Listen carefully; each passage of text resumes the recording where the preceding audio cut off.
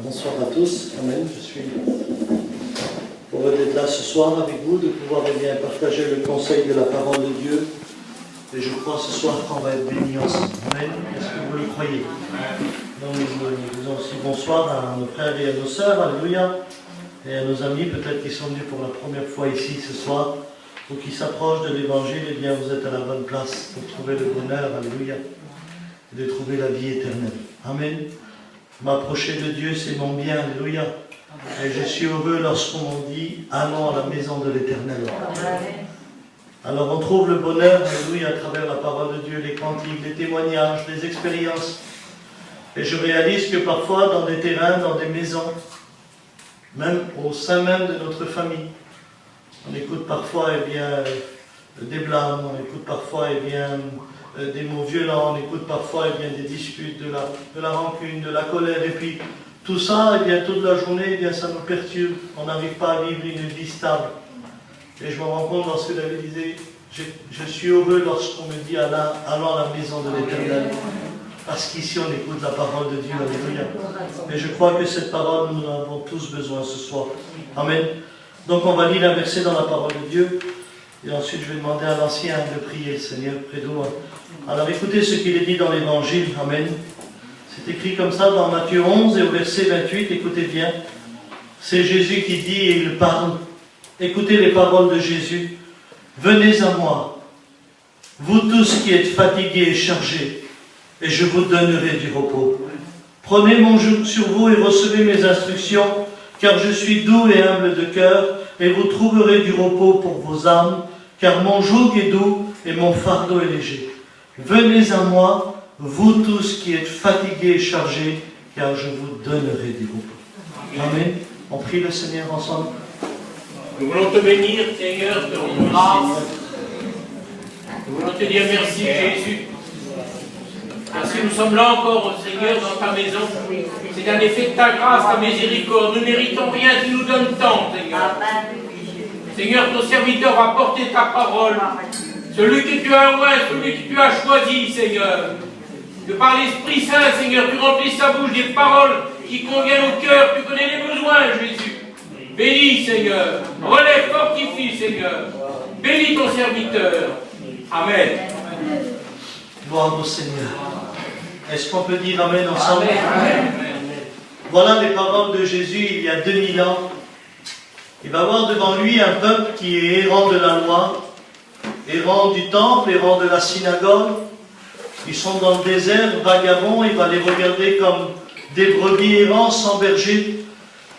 Et vous savez, ce qui est étonnant, c'est que dans le regard de Jésus, lorsqu'il regarde quelqu'un, il n'y a pas de critique en lui.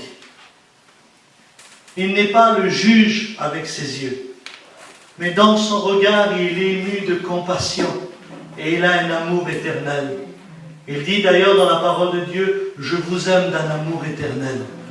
Et lorsqu'il va les regarder, il va voir devant lui un peuple qui est tellement fatigué, tellement chargé, tellement malheureux, tellement déboussolé, sachant où aller, qui va se proposer à tout un peuple en leur disant « Venez à moi, vous tous qui êtes fatigués et chargés, car je vous donnerai du repos. » Et dans le mot donné, lui, il a. Mais le peuple en face ne comprend pas ces paroles. Comment qu'un homme, un seul homme peut dire à tout un peuple « Venez à moi, vous tous ». Et ce qui m'a béni aussi, c'est qu'en Dieu, il n'y a pas de favoritisme, il n'y a pas de choix. Il ne dit pas « Toi, viens et toi, ne viens pas ». Toi, tu peux, mais toi, tu ne peux pas. Il dit « Vous tous, Amen. vous tous qui êtes fatigués et chargés, car je vous donnerai du repos. » Mais ce qui m'étonne et ce que je trouve bizarre, c'est que quand même, il y a des peuples qui est devant lui, et ce peuple juif est là. Et puis, lorsqu'il va dire ces mots, ça va être étonnant, parce que peut-être il le connaissait en tant que Jésus de Nazareth, le fils de Marie et de Joseph. Son père est charpentier. Jésus n'est pas connu qu'il a des châteaux, qu'il a des royaumes. Non, tout ça est dans le ciel, mais les hommes ne comprennent pas. Ils savent qu'il c'est un charpentier et qu'il vient de Nazareth. Mais s'il serait encore devant le temple à Jérusalem et qu'il aurait dit « Venez à moi, vous tous qui êtes fatigués et chargés, car j'ai le temple », Ça aurait donné de la valeur. S'il aurait dit, venez à moi, vous tous qui êtes fatigués, chargés, car j'ai la synagogue, ça aurait donné de la valeur. Mais c'est au milieu du désert, il n'a rien derrière lui, il n'a ni or ni argent, et il ose dire, venez à moi, vous tous qui êtes fatigués, chargés, car je vous donnerai du repos. C'est quand même incroyable. Parce que la valeur de Jésus, c'est pas ce qui était derrière lui, mais c'est ce qui était en lui. Amen. Et peut-être que ça te fait la même sensation dans la réunion. Tu te dis, qu'est-ce qu'ils vont nous donner? On a tout perdu. On n'a plus rien. On n'arrive pas. Et tu te dis, qu'est-ce que je fais ici? Eh bien, j'aimerais te dire qu'ici, il y a les bras de Jésus. Ils sont ouverts pour toi. Et il t'appelle, alléluia, à retirer ce fardeau et ce poids qui est sur ta vie il y a tant d'années et tant de mois. Imaginez-vous, venez à moi. Il ne dit pas venez chez moi, parce qu'aujourd'hui il y en a plein qui veulent aller au ciel sans passer par Jésus. Ça n'existe pas. Il y en a plein qui veulent aller au paradis sans suivre Jésus. Ça n'existe pas. Alors avant d'aller chez lui, il faut venir à lui. Ici encore, tu es chez lui, mais il faut venir encore à lui. Alléluia. Et il se propose ce soir en disant, venez vous tous, qui êtes fatigués et chargés, car je vous donnerai du repos. Et puis j'aimerais vous dire, le repos, quelle importance. Quelle importance le repos. Alors aujourd'hui, chez les tziganes, on écoute un mot, mais il est fréquent aujourd'hui, comment je pourrais dire, il est dit souvent de fois. Alors, il y en a qui pensent que pour avoir du repos ou avoir la paix, alors ils disent un mot, et ça c'est au moment de la fatigue ou au moment des nerfs, et ils disent, pas bien, tu meurs. Comment tu es tranquille? Alors on se dit que mourir, c'est être tranquille. Mais c'est vrai, on ne pourra plus subir tout ça, mais nous, pour avoir le repos, on dit, pas bien, tu meurs. Comment tu es tranquille? Tu t'en vas, c'est fini, c'est terminé. On se dit des mots en pensant de recevoir quelque chose. Eh bien, j'aimerais te le dire ce soir, tu n'as pas besoin de mourir. Viens dans les bras de Jésus. Amen. Il est tellement amoureux. Et puis je réalise que ce jour-là, ce n'est pas des femmes avec des valises pleines qu'il a appelées, non. Ou des hommes avec des sacs à grains. Hein. Non. Ce n'est pas se fatigue et chargé de cette manière-là, non. Quand il a dit, venez à moi, vous tous qui êtes fatigués et chargés, il a voulu parler à un peuple qui était chargé et fatigué moralement. C'est-à-dire un peuple qui avait subi quelque chose ou qu'on leur a fait quelque chose. Il parlait à un peuple qui avait un mauvais départ, un lourd passé. Il parlait à un peuple qui était blessé, humilié, fracassé. C'est-à-dire quelque chose qui ne pouvait plus se reconstruire. Il parlait à un peuple qui était en ruine. Il parlait à des hommes et des femmes qui avaient l'échec total, en pensant qu'ils n'y arriveront plus et que la seule vie c'est d'avancer, d'avancer et d'avancer. Non, il avait réalisé que ce peuple devant lui était en train de souffrir cruellement et qu'ils avaient subi des choses dans leur vie et dans leur cœur et qu'on leur avait fait des choses, alléluia, qu'ils avaient subi et qu'ils n'avaient pas accepté parfois dans leur cœur et qu'ils étaient brisés, qu'ils étaient malheureux.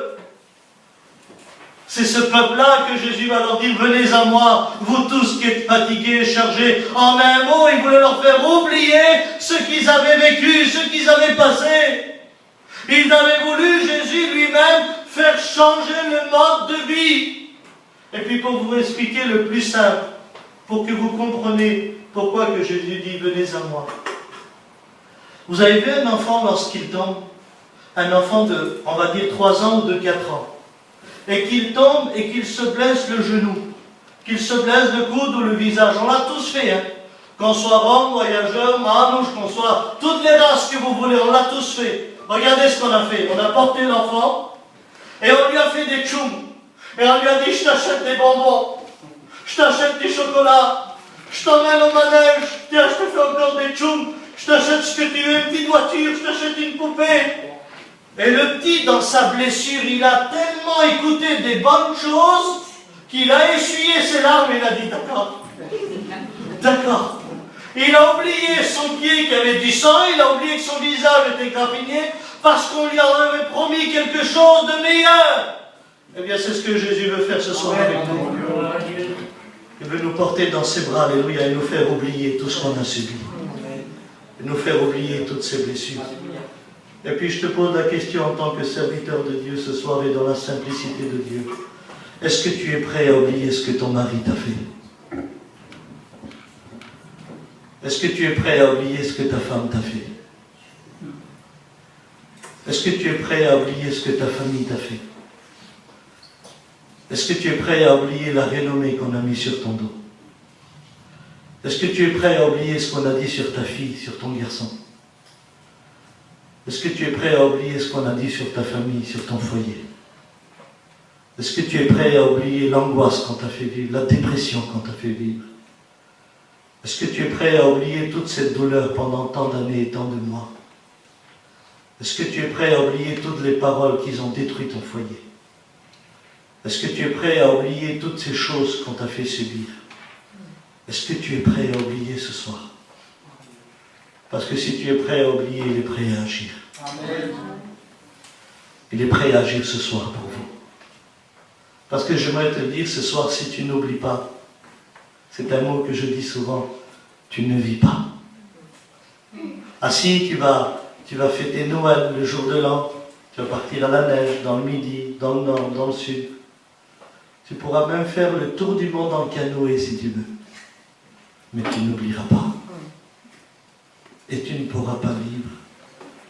Tu peux être la femme la plus gentille du monde, la plus souriante, la plus sympathique. La femme qui met tout en ordre. La femme la plus sincère. La femme avec le cœur sur la main. Tu te lèves le matin devant ta tasse de café, il suffit de quelque chose qu'on t'a fait que tu n'as pas oublié. Qui commence à traverser ton esprit, ça ne dure qu'une seconde, c'est quelque chose qu'on t'a fait. Ça détruit ta matinée, ça détruit ta journée. Tu n'as plus envie de parler, tu n'as plus envie de faire à manger, tu n'as plus le goût de vivre, parce que c'est revenu à la source. Tu peux être l'homme le plus gentil du monde. Tu peux être le descendant du papou le plus gentil. Tu peux être le meilleur homme. Tu peux être celui que quand tu étais petit, on te faisait des tchoums et on te portait sur les cheveux. Ou celui qu'on embrassait tout le temps et qu'on a élevé dans les meilleures voies et dans les meilleures conditions. Tu te lèves le matin devant ta tasse de café, il suffit d'une seconde pour que tu penses à ce qu'on t'a fait. Ça dure une seconde, ça traverse ton esprit. Il y a une jalousie qui rentre dans toi. Il y a des nerfs qui rentrent dans toi. Il y a comme une vapeur qui envahit ton cœur. Il y a comme quelque chose qui te saisit. Tu dis, qu'est-ce que c'est? Il y a comme des mots qui vont sortir de ta bouche qui a bien longtemps qu'il ne fallait plus que tu le dises. Parce que c'est quelque chose que tu n'as pas oublié.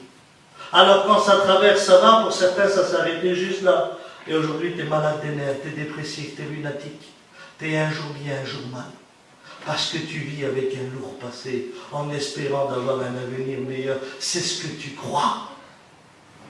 C'est ce que tu crois, mais tu ne pourras pas changer ces méthodes de vie. Il y a des blessures que l'alcool ne peut pas guérir. Il y a des blessures que les cachets ne peuvent pas guérir. Et il y a des blessures que l'argent, le pouvoir et les désirs de la vie ne peuvent pas guérir. Il y a des blessures en nous que personne ne peut guérir si ce n'est lui-même l'Éternel. Vous le comprenez? Par exemple, avec le respect que je vous dois, quand je suis né, je ne suis pas né avec le désir de me droguer. Je me suis drogué parce que j'avais un mauvais départ. Quand je suis né, je n'avais pas le désir de boire, d'être alcoolique. J'ai bu parce que j'avais un mauvais départ. Je ne suis pas né avec le désir de jouer au jeu, de disputer avec ma famille, d'avoir la guerre avec tout le monde. J'ai fait ça parce que j'avais un mauvais passé, un mauvais départ. Il y a eu quelque chose qui a brisé ma vie et je n'avais pas réalisé. Je ne savais pas que le monde était comme ça. Eh bien, j'aimerais vous le dire, que tu sois, eh bien, n'importe quelle personne, qu'on te dise ce soir alcoolique, drogué, tricheur, menteuse, qu'on te dit double vie ou quoi que ce soit, Jésus te dit tu es fatigué, chargé et tu as besoin de repos. Amen. Tu as besoin de repos. Tu as besoin de venir dans ses bras d'amour. Nous avons besoin de réaliser d'un réconfort spirituel. Nous avons besoin de réaliser, ces mamans, J'avais l'autre fois mon garçon Josué. Il n'y a pas longtemps, il y a un petit mois. Il a 7 ans. Et puis, il a eu une rage de dents. Mais il se tournait dans le lit par le mal, il se tournait dans le lit, et puis moi, je n'ai pas donné un Doliprane. Je n'étais jamais là. Elle est petite tout seul. En mission, en réunion. Je ne sais pas donner un Doliprane, c'est incroyable. Et puis, je ne sais pas quoi faire, alors je ne vais pas lui imposer les mains. Le petit, il a 7 ans, donc c'était compliqué pour moi. Seigneur, quoi faire? Je dis, Josué, viens dans mes bras, mon fils. Je vous le dis en vérité. Il est venu dans mes bras avec tout son mal, une rage de dents. Vous savez ce que c'est une rage de dents? Il n'y a pas plus douloureux. Il a trouvé une cause et puis il s'est endormi dans mes bras. Et j'ai réalisé qu'il y a des douleurs. Il n'y a que les bras d'un être cher qui nous aime pour la douleur peut disparaître. Et j'aimerais vous dire que ton âme, mon âme, cherche les bras de Dieu. Il y a des douleurs qu'il n'y a que Jésus qui pourra enlever et ôter de ta vie.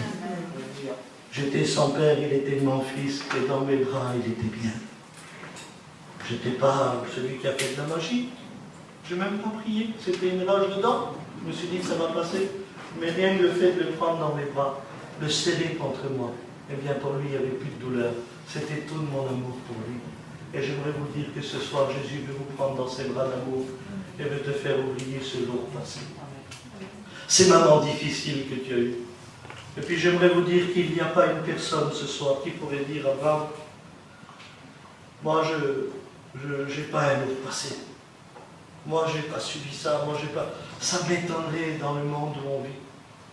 Ça m'étonnerait qu'il n'y a pas une parole qui t'a bouleversé à l'intérieur de toi. Ça m'étonnerait qu'il n'y a pas une situation qui a brisé ton cœur. Ça m'étonnerait s'il n'y a pas quelque chose qui a effondré toute cette émotion de joie et de paix en toi.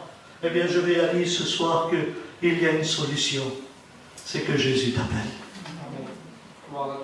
Il t'appelle ce soir tel que tu es. Et puis je vais aller quand même loin, je ne veux pas m'adresser simplement à nos amis inconvertis qui sont là, mais j'aimerais m'adresser à ceux qui ont peut-être le foulard à la tête et un lourd passé, et la Bible à la main aussi avec un lourd passé. Parce que j'aimerais vous dire, nous, les décisions d'aujourd'hui, écoutez bien, je réalise ces mots, et je le crois de tout mon cœur, je ne parle pas de ceux qui ont une vie transformée, changée, née de nouveau. Parce que toutes choses anciennes sont passées, et voici toutes choses est redevenue nouveau. Alléluia. La Bible dit, si le Christ vous a franchi, alors vous serez réellement libre. Mais j'aimerais vous le dire ce soir, ne laisse pas ton passé détruire ton avenir. Car les décisions d'aujourd'hui béniront tes jours de demain. La Bible dit dans le livre de Jérémie au chapitre 29 et au verset 11, et Dieu parle et il dit, les projets que j'ai formés sur toi, dit l'Éternel, c'est des projets de paix et non de malheur, afin que tu aies un avenir et une espérance. Le Seigneur, ce n'est pas un petit mercredi qui veut venir, je demande pardon, ou un petit vendredi, ou un petit dimanche matin. Le Seigneur, c'est un avenir qui donne. Et un avenir, c'est des années et des années et des années. Alléluia. Et c'est de l'espérance. J'aimerais te dire que ta vie peut changer, être transformée, si tu réalises ce soir que Jésus t'appelle. Il faut que tu réalises que Jésus t'appelle ce soir. Et puis moi, je réalise dans mon cœur que ce soir, Jésus a les bras ouverts et qu'il nous appelle à nous tous. Alléluia. Il a un amour dans son cœur, un amour dans son regard. Il voit ses bras larges afin de prendre bien toutes ces personnes, les chérir, les embrasser, leur faire la consolation dans leur cœur pour réaliser qu'il est le Dieu Tout-Puissant et qu'il est capable ce soir, alléluia, de ôter des blessures et de bénir des vies, alléluia, de réaliser. Puis, vous savez, il y a des gens aujourd'hui qui se disent, à quoi sert de vivre? À quoi sert de rester avec un homme comme ça, avec une femme comme ça? À quoi sert de rester avec des enfants comme ça? À quoi ça sert? Regarde, on me parle mal, on ne me respecte pas, et ci et ça, et puis j'en passe. Je sais que le Saint-Esprit vous fait comprendre plein de choses. Quand on est blessé à l'intérieur de nous, quand on nous a promis le mariage, quand on nous a abandonnés en cours de route, et qu'aujourd'hui on en veut à tout le monde, qu'on nous a blessés, blâmés, parlé sur nous, des situations difficiles, des situations familiales, eh bien j'aimerais vous dire que toutes ces choses, Jésus t'appelle parce que tu vis avec un lourd fardeau. Tu vis avec un lourd fardeau. Et puis je réalise ce soir de savoir comment on peut oublier. Alors les gens essayent aujourd'hui avec de l'alcool en buvant, mais c'est à recommencer. Avec des cachets, tu dors, mais il faudrait bien que tu te réveilles. Alors c'est à recommencer. Avec les jeux, avec ce cercle, avec la convoitise du monde, l'orgueil de la vie, avec toutes ces choses. L'homme et la femme pensent oublier. Mais parfois ça revient et ça venge à l'intérieur de nous. Et ça venge à l'intérieur de nous. Et vous savez ce qu'on fait? Alors nous on a comme un genre de tic. On fait ça quand on n'en peut plus et le sommet est en haut là. Vous savez ce qu'on fait? Merci. Et tout ce soupir qu'on fait là,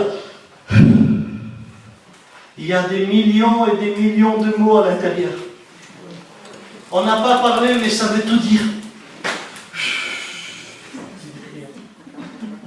Mais tout ça là, c'était le surplus de ta vie en plus. C'est-à-dire, prenez quelqu'un qui a un fardeau. Regardez, je vous prends un exemple. Prenez une femme qui est maniaque du ménage. Elle est capable de nettoyer une maison, un camping, une auto. C'est quand même important. Et parce que le petit, il a fait tomber un yaourt comme ça. C'est la fin du monde, le yaourt. Mais pourtant, c'était la maison, la voiture. Pourquoi? Parce que la petite chose, je vais vous dire pourquoi, c'est pour vous faire comprendre une chose importante. C'est parce qu'à ce moment-là, tu n'as plus voulu nettoyer.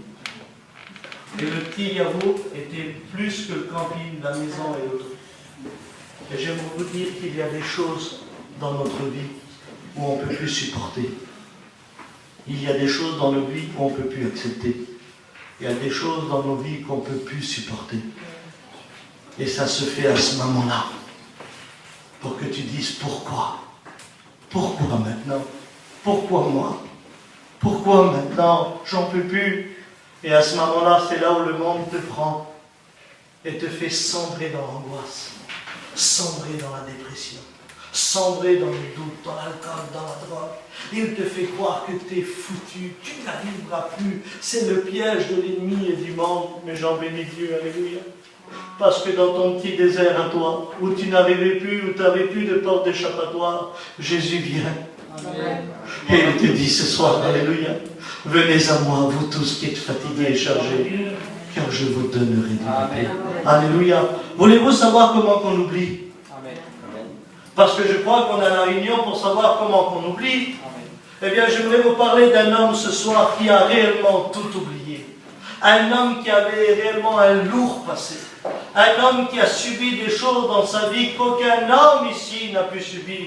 Qu'aucune femme ici n'a pu subir. Et j'aimerais vous parler de Jésus-Christ, alléluia. La Bible dit qu'il est né à Bethléem, il a grandi à Nazareth. La Bible dit, alléluia, que cet homme-là, à l'âge de 12 ans, il est déjà dans le temple. Et il parle de son Père, alléluia. Les hommes qui l'écoutaient étaient stupéfiés de ce qu'il disait, les paroles et la sagesse qu'il avait. La Bible dit qu'à l'âge de 30 ans, alléluia, il va se faire baptiser par son cousin Germain. Il va dans le Jourdain. C'est le plus beau jour de sa vie, alléluia. C'est le jour de son baptême, alléluia. Et j'aimerais vous dire, nous, à nos baptêmes, à nous, on a eu des gâteaux, on a eu des photos, on a eu la famille. À son baptême, à lui, l'Esprit de Dieu est descendu comme une colombe, alléluia. Et c'est le Père qui a parlé, voici mon Fils bien-aimé, en qui j'ai mis tout mon amour et toute mon affection. La Bible dit qu'il rentre dans le désert, il est jeune, alléluia, pendant 40 jours et 40 nuits, 1 mois et 10 jours. Il est tenté par le diable, mais il résiste avec la parole, alléluia. Il termine le jeûne, il sort du désert, il rentre à Capernaum, alléluia. Et il commence avec un message merveilleux, repentez-vous, car le royaume des cieux est proche. Il rentre, eh bien, dans la synagogue de Capernaum. Il ouvre le rouleau d'Isaïe et il dit, l'Esprit du Seigneur est sur moi. Car il m'a oint pour annoncer une bonne nouvelle aux pauvres, pour rendre libres les opprimés, pour guérir ceux qui ont le cœur brisé et pour proclamer une année de grâce. Il était le roi de Dieu, alléluia. Il commence un ministère merveilleux. Il parcourt les villages, alléluia. Il rentre dans la piscine de Bethsaïda, un homme couché depuis 38 ans. Il vient vers lui, il est là, et lui dit, que fais-tu ici? Et l'homme lui dit, il y a 38 ans que je suis là. Et je n'ai personne pour m'aider. Et Jésus lui dit, prends ton lit, lève-toi et marche. La Bible dit qu'il y avait une femme malade depuis 12 ans, qui avait mangé tout son argent au milieu de tous les médecins. Elle n'avait pas trouvé la guérison. Elle avait entendu parler de Jésus et elle s'est dit en son cœur, si je puis seulement toucher le bord de son vêtement, je serai guéri. La Bible dit qu'il rentre dans la maison de Jairus, alléluia. Il ressuscite cette petite fille de 12 ans. La Bible dit qu'il fait la multiplication des pains, alléluia. Il nourrit 5000 hommes sans compter les femmes et les enfants. La Bible dit qu'il monte dans le bateau avec ses disciples. Il calme le vent et la tempête. Il était celui, alléluia, qui apportait le bonheur dans les familles. Il était celui qui te demandait si tu allais bien, si ta famille allait bien. Il purifiait les lépreux. Il était ce Jésus-Christ, alléluia, merveilleux. Amen. Mais la Bible dit qu'ils vont le prendre dans le jardin de Gethsémane. Et avant de le prendre dans le jardin de Gethsémane, la Bible dit qu'il va être vendu pour 30 pièces d'argent. Il va être vendu, Jésus, comme si on vendait quelque chose au magasin. Il va être vendu, imaginez-vous, avec 30 pièces d'argent. Je ne sais pas si nous, on a été vendus un jour.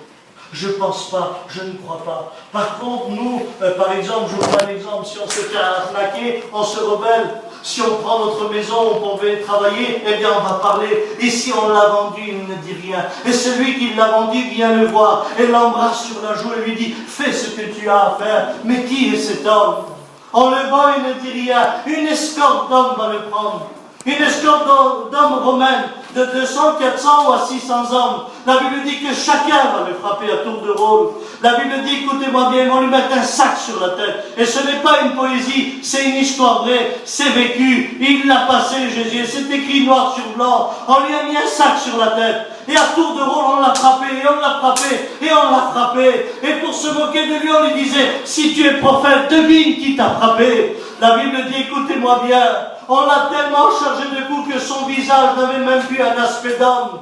Il avait bien l'aspect d'un caillou, c'est-à-dire il n'y avait plus d'aspect d'un visage. Celui qui le regardait, il était un sujet d'effroi. La Bible dit qu'on a labouré son dos, à tel point qu'on pouvait compter ses os, dit la Bible.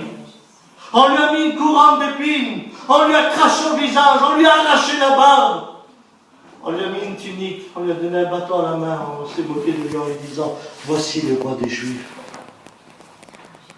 Je ne pense pas qu'on a passé tout ça, nous. Non, je ne pense pas. Je ne pense pas qu'on a eu ce si lourd passé. Voilà un homme avec un lourd passé qui aurait pu dire « J'oublierai jamais ce que vous m'avez fait ». J'envoie des anges pour vous détruire, j'envoie mon Père pour vous détruire, mais la Bible dit qu'il arrivait à la croix de Golgotha. Il était cloué entre ciel et terre. La première parole qu'il a dit, Père, pardonne-leur, car ils ne savent pas ce qu'ils font. Et si Jésus à la croix a tout oublié, eh bien j'aimerais te dire que si tu veux oublier ton lourd passé ce soir, c'est à Golgotha qu'il faut venir. C'est à la croix. Maintenant je réalise ce que l'apôtre Paul avait dit. J'ai crucifié la chair avec tous ses passions et tous ses désirs. Aujourd'hui, il dit, ce n'est plus moi qui vis, mais c'est le Christ qui vit en moi. Je réalise que lorsque je viens à la croix et que je donne ma vie à Christ, que je donne mon cœur à Christ, alors mon passé est oublié. Et je vis une nouvelle vie en Dieu, alléluia. Toutes choses anciennes sont passées, et voici toute chose est redevenue nouveau. Je marche en nouveauté de vie, alléluia. Mon passé ne me poursuit plus, mon péché ne me poursuit plus, ma misère ne me poursuit plus, alléluia. Parce qu'aujourd'hui, si j'affronte le péché, la misère de ce monde, je l'affronte avec Dieu, alléluia. Parce que j'ai été racheté, purifié, loin par Dieu. Mais lorsque je donne ma vie à Dieu, alors je me repens, alléluia. Tu ne peux pas vivre avec un lourd passé. Tu ne peux pas vivre avec toute une misère dans ta vie. L'autre fois, j'ai pioché la route pour mettre le petit fil pour pas que les voitures roulent dessus. Et en piochant comme ça, sans vouloir, j'ai mis une petite pierre dans ma chaussure. Et quand j'ai voulu marcher, personne n'a vu que j'avais une petite pierre dans la chaussure. Et quand j'ai voulu marcher, j'ai fait 1 mètre, 2 mètres, mais les 3e mètres, j'ai pas pu. Parce que cette petite pierre m'a paralysé ma marche. Il y avait quelque chose qui me gênait dans mon pied. Il a fallu que je m'arrête et que j'enlève la chaussure pour enlever la pierre. Les gens ne l'ont pas vu que j'étais paralysé d'une jambe, mais moi je l'ai senti. Il y avait une pierre dans ma chaussure et il a fallu que je la retire. Les gens ne voient pas ce que tu as subi. Les gens ne voient pas ce que que tu vis, mais toi tu le sais. Et tôt ou tard, il y aura un moment où il faudra que tu t'arrêtes et que tu enlèves cette misère de ta vie, que tu enlèves ce lourd passé et que tu vis une vie nouvelle avec Dieu.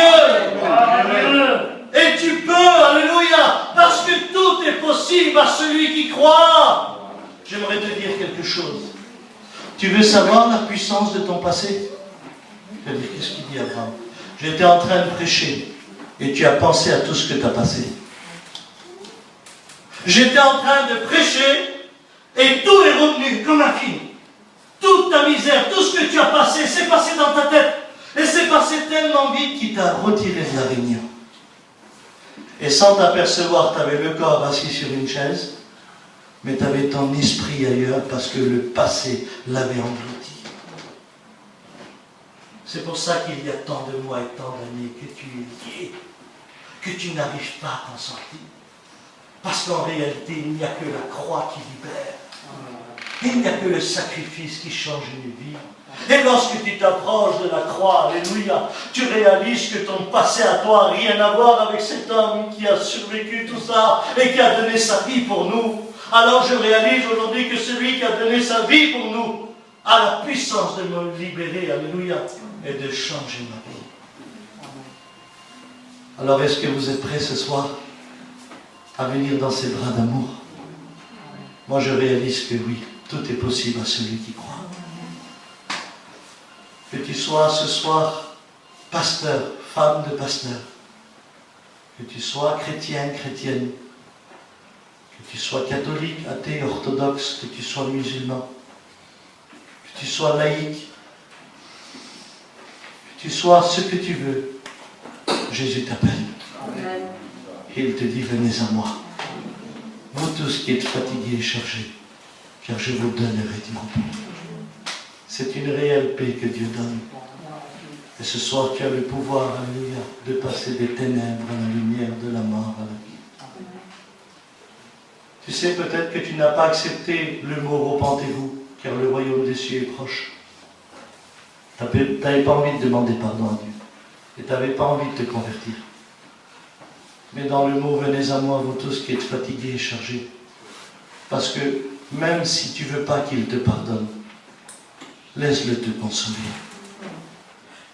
Laisse-le te prouver qu'il est avec toi. Laisse-le te prouver qu'il t'aime. Et j'aimerais te dire qu'après, tu pourras faire le choix de repartir ou de lui donner ta vie en lui demandant pardon. Mais j'aimerais vous dire, vous avez vu un enfant quand il est dans les bras de sa mère, allez le retirer. Ou dans les bras de son père. Alors là, vous n'y arriverez pas parce que l'enfant a tout son plaisir en lui et tout son bonheur dans les bras de son père, dans les bras de sa mère. Et j'aimerais vous dire que si tu viens ce soir, il n'y a plus rien qui viendra te chercher parce que tu voudras rester près de Dieu. Et c'est Pierre qui a dit, où irions-nous, Seigneur? Tu as les paroles de Dieu. Nous avons tout quitté pour toi, Seigneur. Tu as les paroles de Dieu. Et je termine en vous disant simplement mon témoignage, comment j'ai rencontré le Seigneur. Et j'aimerais vous dire d'un lourd passé, je suis venu à l'évangile, alléluia, parce que Dieu est merveilleux. On est une famille sédentaire, on est des Roms Kelderash, on nous appelle les Roms Kelderash, c'est-à-dire des Roms qui n'ont jamais voyagé. Et puis chez nous, dans notre maison, ça buvait, ça fumait, ça se droguait, ça tapait les femmes du matin au soir. C'était la fête tous les jours. Tous les jours, tous les jours, tous les jours. Mais comme moi, je ne sortais jamais de chez moi, je croyais que tout le monde vivait comme nous. Donc pour moi, j'étais heureux de la famille que j'avais. On était 5 frères et 2 sœurs. Et au moment où j'ai vu pour la première fois des pasteurs chez nous, je m'excuse, je voudrais choquer personne, c'était un moment où ma tante était tourmentée et qui avait besoin de prier pour elle. Et lorsque les pasteurs sont venus prier pour ma tante, alors au moment où la prière a commencé, ma mère me disait « Abraham, sors dehors, ne vois pas ça mon fils, Abraham, sors dehors !» Puis moi je sortais dehors et puis je voyais comment les pasteurs priaient le Seigneur. Après ma tante, c'était mon frère. Il a fallu que les pasteurs reviennent chez nous pour prier pour mon frère maintenant, qui était aussi tourmenté par les choses du monde. Et puis lorsque les pasteurs commençaient à prier, ma mère me disait « Abraham, sors dehors mon fils, vois pas ça, sors dehors !» Puis moi je me mettais par la fenêtre et puis je regardais comment les pasteurs priaient. Et quand j'ai vu ces choses devant moi, alors j'ai commencé à paniquer. Je ne dormais plus. J'avais peur du noir. Je me retournais toutes les minutes. Et puis là, à ce moment-là, eh bien, on vivait dans une misère totale. Mais moi, je ne savais pas ce que c'était l'ennemi, le péché, les choses du monde, les ténèbres. Je ne savais pas tout ça. Et puis, il y a eu des mamans chez nous, tellement la misère qu'il y avait. Je m'en souviens, c'est pas pour vous faire Zinda, non, loin de là. Je me réveillais et puis je disais à ma mère, mets-moi à manger. Et elle me disait, rendors-toi mon fils, rendors-toi. C'est parce qu'il n'y avait rien à manger. Et on vivait dans cet état tous les jours, tous les jours. Et quand je suis sorti de chez moi pour me trouver des copains, eh bien mes premiers copains que j'ai trouvés, ils se droguaient, ils fumaient, ils volaient et ils buvaient. Alors qu'est-ce que j'ai fait? J'ai bu, je me suis drogué et j'ai volé. Et comme j'ai aimé ça et que j'avais pas d'argent, il a fallu que je me procure de la drogue et de l'alcool, alors j'ai commencé à voler. Et comme j'ai commencé à voler, alors j'ai commencé à me droguer, Et quand je me suis drogué le soir, je ne voulais plus rentrer chez moi. Parce que j'avais honte que ma mère me voie, que celle qu'elle a élevée aujourd'hui est droguée. Alors j'ouvrais les voitures des gadgets le soir et je dormais dedans. Et comme je dormais dans les voitures, des fois il y avait des soirs où je n'arrivais pas à ouvrir les voitures. Alors j'allais dans les urgences à l'hôpital et je faisais comme si je passais une visite, mais je restais au chaud. Le monde avait fait de moi comme un clochard. Directement, une langue humaine. Et même maman, j'ai fait une grande crise d'angoisse parce que j'ai gardé la peur dans mon cœur. Et moi, je ne savais pas que pour l'angoisse, il fallait prendre des antidépresseurs. Donc j'ai perdu tous mes cheveux ici. Tous mes cheveux, c'était une plaque comme ça. Et puis, tous les jours, je vivais dans ces choses du monde. Tous les jours, pendant des mois. Et un jour, avant de rentrer chez moi, j'étais prendre le bus, c'était le dernier bus. Je m'en souviens comme si c'était hier, minuit 15, je n'avais pas le permis. Et puis ce jour-là, je m'avais drogué toute la journée et je n'avais pas mangé. J'étais très fatigué. Et quand vous vous droguez, vous ne mangez pas, vous avez la tête baissée et vous ne pouvez plus la relever. Alors je marchais comme ça, comme je vous le fais montrer maintenant. Je marchais comme ça. Et quand je prends le bus, je me mets dans le bus et je me mets tout au fond du bus. Et puis là, ce bus donc passe devant l'église à Noisy-le-Sec où le frère me parlait de l'église. C'était la première église de France. Et puis, lorsque le bus passe devant, pour la première fois de ma vie, lorsque je vois l'église, j'ai senti mon cœur pleurer, une larme descendre de mon cœur comme ça. J'ai senti mon cœur pleurer. Et j'ai dit en moi-même, parce que je ne pouvais pas avec mes lèvres, j'étais tellement drogué, j'ai dit, Seigneur, combien j'aurais donné pour être dans ton église? Parce que je savais que ceux qui étaient dedans avaient une meilleure vie que la mienne. Donc j'ai descendu du bus, je suis rentré chez moi, 2 jours à passer. Et il y a un pasteur Rome qui s'appelle Zoni, c'est un missionnaire, je pense que les auditeurs le connaissent. Il vient vers moi, donc c'était lui qui avait prié pour ma tante et qui avait prié pour mon frère. Et il me dit, écoute, je suis avec tous tes cousins, tu veux venir avec nous à La Réunion? Alors moi, pour le respect de l'homme, je dis d'accord. On va où? Il me dit, on va à Sarcelles. Je dis d'accord. Alors on va à Sarcelles, et quand j'arrive à Sarcelles, là-bas, on descend sur un parking, La Réunion c'est une caravane. Je dis, c'est où La Réunion, Zoni? Ben, il me dit, c'est dans le camping. Mais je dis, Zoni, c'est pas possible qu'il y ait une église ici. C'est soit Noisy-le-Sec ou la cathédrale à Paris pour moi. Je ne connais pas l'évangile. Qu'est-ce que tu m'amènes dans une caravane? Et il m'a dit, rentre, tu vas voir. Et quand on a rentré, je m'assois. On est venu un petit peu en retard, donc on est tombé sur le message. Et là, le pasteur dit, si tu es rentré drogué, si tu es rentré angoissé, si tu sens que ta vie a des chaînes, si tu es triste, si tu es terrorisé, donc tout ce que je vivais, je l'écoutais pour la première fois de ma vie. Et moi, je me suis dit, Zoni m'a tendu un piège. Alors je me lève pour partir. Et au même moment, je me lève de la chaise véritablement pour sortir du camping. C'est une histoire vraie. Il a dit un mot, le pasteur. Il n'y avait que moi et Dieu qui le savait. Un mot. Et là, j'ai compris que Dieu était en train de me parler. Amen. Je me suis assis tout doucement. Elle a dit, si tu le crois ce soir, que Dieu peut changer ta vie. Si tu le crois ce soir, que Dieu peut changer ta situation, tu peux briser les chaînes, alors lève ta main là où tu es. Et là, j'ai commencé à lever ma main. J'ai senti un feu rentrer en moi. J'ai senti des chaînes tomber, des écailles tomber. J'ai senti un pardon de Dieu. J'étais en train de pleurer, je demandais pardon à Dieu, je priais Dieu. J'étais totalement libre.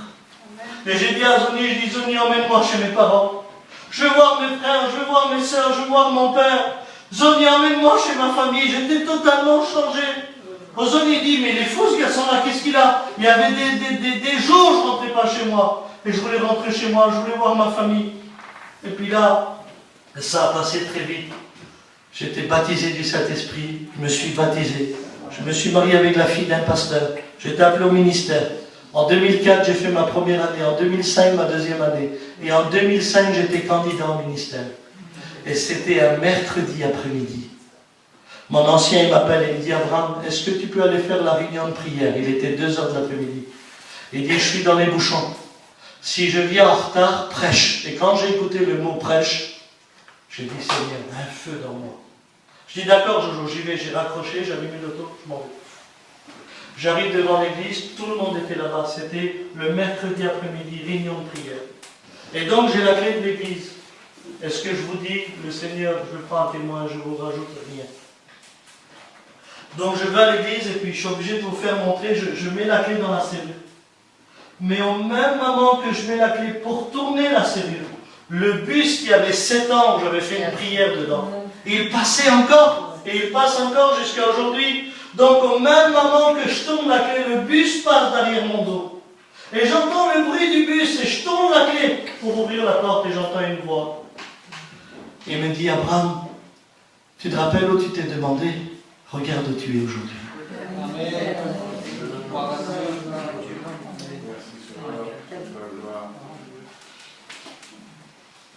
Et puis j'étais là, j'étais en train de trembler. Je n'arrivais plus à ouvrir la porte. Alors pour ne pas croire que je suis fou, je me tourne pour savoir qui m'a parlé. Je dis, Seigneur, tu m'as écouté ce jour-là, j'étais totalement drogué. Tu m'as écouté, tu m'as mis dans ton église, Seigneur. J'étais responsable de cette église. Aujourd'hui, je prêche l'évangile parce que je suis venu dans les bras de Jésus. Qu'il a retiré ce lourd passé et qu'il m'a donné une vie nouvelle. Alors si vous voulez, on va fermer les yeux, on va baisser la tête. Et on va prier le Seigneur. J'aimerais que Kiwi vienne et chante son cantique qu'il a chanté le dernier. Et puis on va prier le Seigneur.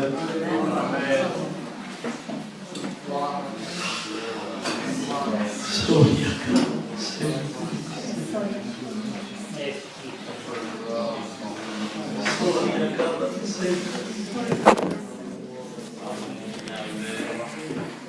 Sois béni, sois béni. Fermez les yeux et priez le Seigneur. Vous allez voir ce que vous allez ressentir dans vos cœurs et dans vos... Priez le Seigneur.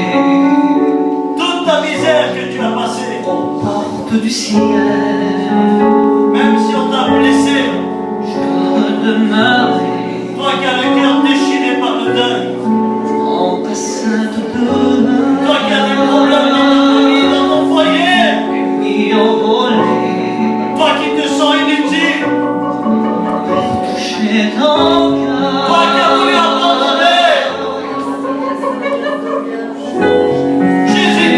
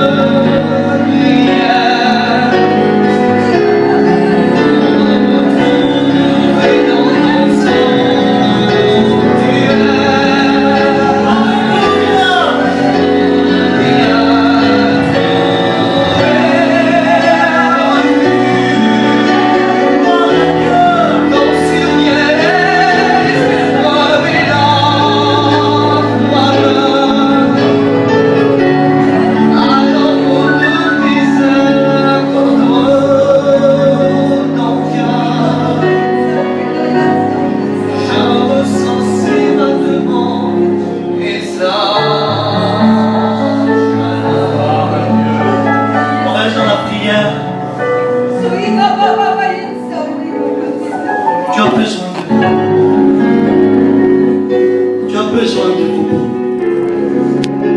Ce soir, je ne t'appelle pas à te baptiser. Je ne t'appelle pas à devenir chrétien, chrétienne. Ça, c'est ton choix, parce que si tu demandes pardon à Dieu, alors tu es transformé. Mais voudrais-tu donner ton fardeau à Dieu? Mais si tu lui donnes ton fardeau, tu es capable de lui donner aussi ton péché. Et si tu lui donnes ton péché, alors tu es pardonné en lui demandant pardon. Mais veux-tu faire ton expérience ce soir, mon ami? Veux-tu ressentir la présence de Dieu? Un Dieu qui t'aime, qu'on appelle Jésus. Si tu te dis combien j'aurais donné pour réaliser ce qu'il est en train de dire, tu le peux. Tu le peux ce soir. Tu es fatigué, tu as des problèmes, des difficultés. C'est dur pour toi. Tu ne sais plus comment faire. Alors tu as voulu choisir une manière de vivre. Et tu dis, ça ira mieux. Non. Viens dans les bras de Jésus. Alors ce soir, qui voudrait venir dans les bras de Jésus? Lève ta main et nous prions pour toi maintenant, au nom de Jésus. Qui a besoin d'apporter son fardeau à Dieu? Qui a besoin d'apporter son lourd passé à Dieu? Qui a besoin, alléluia, d'un réconfort dans son cœur? Qui a besoin de pardonner? Qui a besoin de donner son cœur à Dieu? Lève ta main maintenant, nous allons prier pour toi, au nom de Jésus-Christ. Maintenant. Fais-le parce que tu es brisé sur ta chaise et que tu as besoin de Dieu. Tu as besoin de réaliser que Dieu te prend dans ses bras. Alors lève ta main maintenant et nous allons prier pour toi au nom de Jésus-Christ. Alléluia. Je le crois de tout mon cœur que Dieu change ta situation. J'aimerais que les serviteurs de Dieu prient avec nous. Lève ta main maintenant. Nous allons prier. Fais-le maintenant.